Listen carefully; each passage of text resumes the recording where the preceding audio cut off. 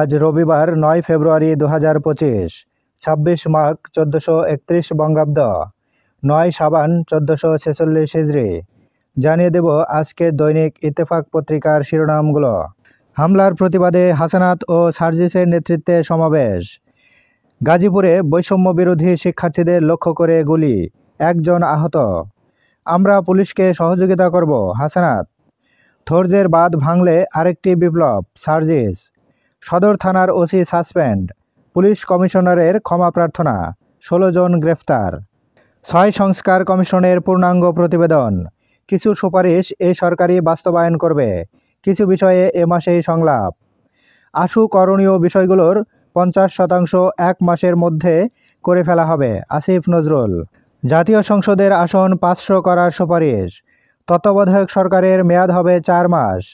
না ভোটের প্রচলন, গণভোট, ব্যালটের পাশাপাশি অনলাইন ভোটিং সিস্টেমের প্রস্তাব। সংবিধান সংস্কার কমিশনের সুপারিশ, এনসিসির সিদ্ধান্তে জরুরি অবস্থা জারি করবেন রাষ্ট্রপতি। সারা দেশে অপারেশন ডেভিল হান্ট শুরু।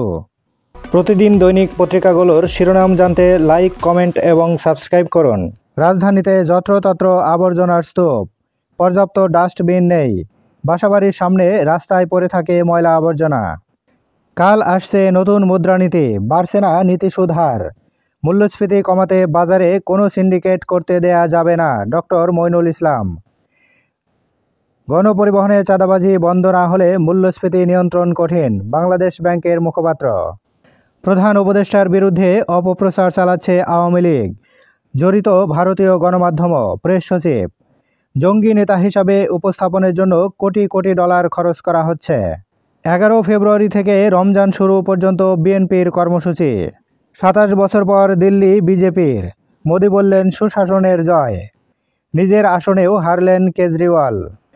বাইডেনের নিরাপত্তা ছাড়পত্র বাতিল করলেন ট্রাম্প, পাবেন না গোয়েন্দা সংস্থার ব্রিফিং।